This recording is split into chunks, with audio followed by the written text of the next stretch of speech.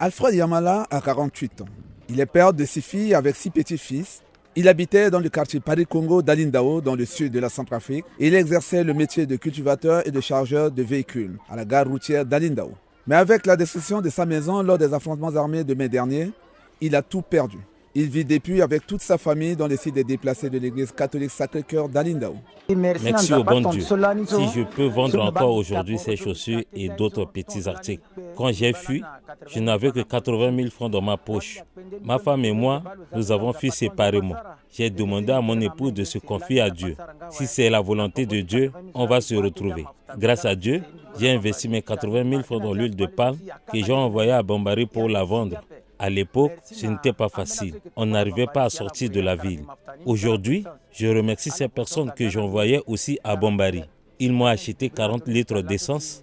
C'est ce qui m'a apporté un petit capital qui me permet aujourd'hui d'acheter des chaussures et de nourriture de mes enfants.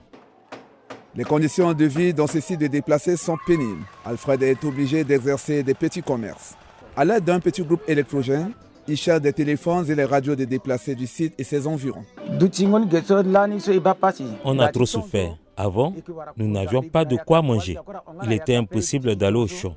On était bloqués dans ce site. Une équipe du programme alimentaire mondial nous a apporté de l'aide en nous donnant de la farine de blé. Cela nous a aidés, mais ce n'était pas suffisant. Alfred éprouve d'énormes difficultés pour le ravitaillement de ses produits depuis Bangui. À Bangui, je prenais un taxi-moto qui me transportait au PKC où je me rendais dans les boutiques des grossistes pour acheter des chaussures.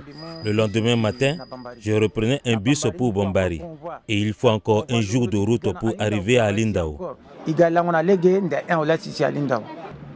À Alindao, un important groupe rebelle, l'UPC, a longtemps régné en maître avant que ses bases soient démantelées début février par la MINUSCA. Nous attendons du gouvernement qu'il désarme les groupes armés présents à Alindao. Nous demandons la présence de nos forces armées afin de nous permettre d'aller cultiver nos champs et de vivre ensemble en famille. Les nombreuses difficultés auxquelles Alfred est confronté ne l'empêchent pas de mener une vie relativement paisible. Il se rend à l'église tous les dimanches en famille et poursuit chaque jour son petit commerce sur le marché du site des déplacés.